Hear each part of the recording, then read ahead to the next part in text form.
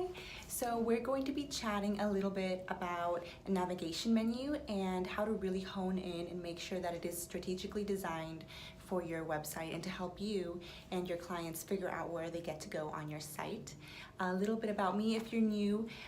My name is Yasmin. I am the owner of Robles Designs, an agency here in Columbus, Ohio. I've been designing websites for over 8 years now. Websites, graphics, logos, anything like that. And you can see that my office, we are located in Columbus, Ohio on Riverside Drive. So let me know if you have any questions or if you'd want one of the free strategy sessions that I typically offer. So really what we're going to be chatting about is your navigation menu, and that is a top menu on your site. And the main thing that you have to keep in mind when you're creating your own site is to keep everything very minimalistic. It'll just help with the user flow.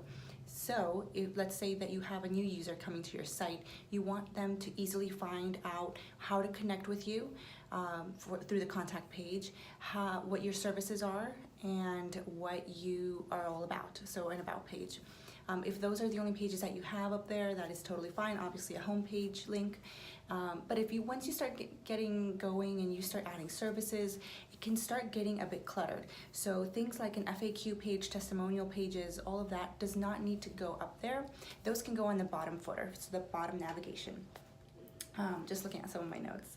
But so keep everything clear, uncluttered, make sure that there are no tabs that say more on them. So for example, I've seen some sites where you go through the everything, you have the home page, the about page, blah blah blah, and then because there are so many tabs that the site automatically creates a more tab, and then it has more, and then it's a drop down of everything else. That is not great. That is actually more like when you are in your kitchen, when you have that miscellaneous drawer and you just stick everything else in there because you don't know what to do with it, extra pencils, pens, tape, all that stuff. That we usually at my house, we have one, and I have to continually clear that clutter. So make sure that you don't have that sort of tab on your navigation. For drop downs, you can definitely use drop downs. Just make sure that you have a very strategic approach to the drop downs. For example, on your services, you could have a general services page and then a drop down that will go to your top 3 services. Now, if you offer more, let's say you have an a la carte service where you're going to be outlining everything, you don't need it to link to each of those, so that you don't want 20 different drop downs. You want only a couple because you want the people to easily go through your navigation and quickly click on something. If you end up seeing that you have a ton of those pages, really look at the need for those pages. Can those pages be combined with others? Can those pages be linked throughout different pages? So for example, if it's an a la carte service and you don't really want to put it on the main navigation, then can you put it on a link to it from another page? Just think of it that way, where you want people to get to your money-making services and to contact you as easily as possible and to find out what you're all about. So all of the other pages might just deter them from getting to their goal. Yeah, so just keep things very minimal, avoid that more tab or miscellaneous tab, and really just think about the way your user would navigate your site when they land on your site. What is their intent? So if you've been running a marketing campaign, maybe they want to find out about you. Maybe your marketing campaign has circled around your coaching program, so you want for them to find a link to your coaching program as soon as they land. You don't want them to be guessing where to go. And one last thing, really make sure you don't have a third tier. So what that really means is you have your main navigation, which you can see on your site, and then you might have a drop down. And I've seen this where the drop down will have its own drop down, and that's what I mean when you have to avoid that. If that's happening, that's also a chance for you to really look at your strategy, look at how everything is organized, and see if you can maneuver some things around. Digital is so great because it can be changed. It does not have to be it is not set in stone. So if you have your navigation set up a certain way and you change it and you feel like it's not working for you, you can always edit it, right? So let's say this quarter you had tons of events and you were linking to those events from your navigation, and the next quarter you don't. You can always take that part of the navigation down. You don't have to have events on there the whole time, especially if that page will be empty and not have really anything going on.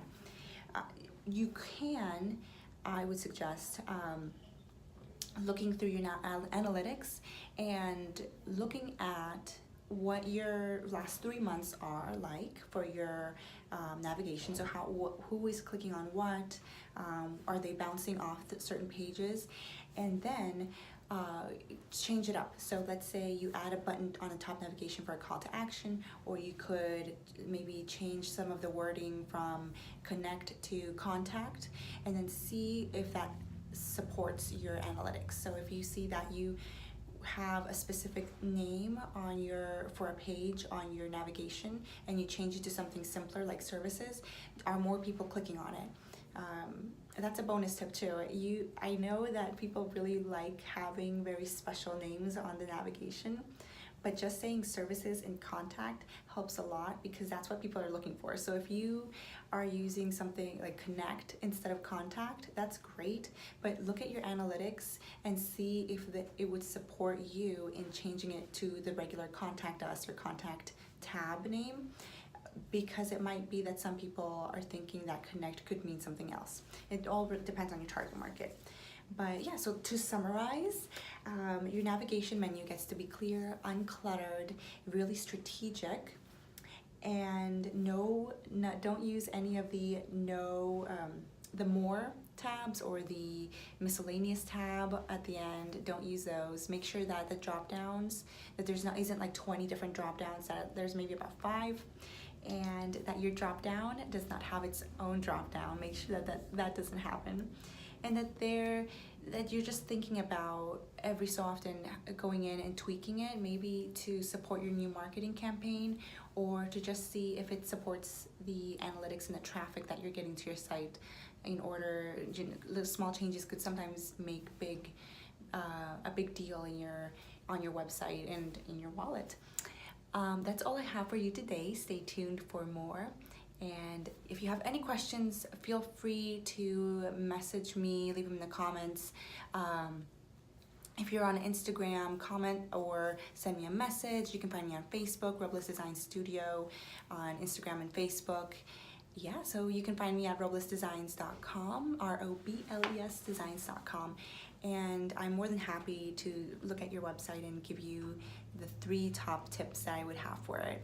All right, I will see you next time. Bye.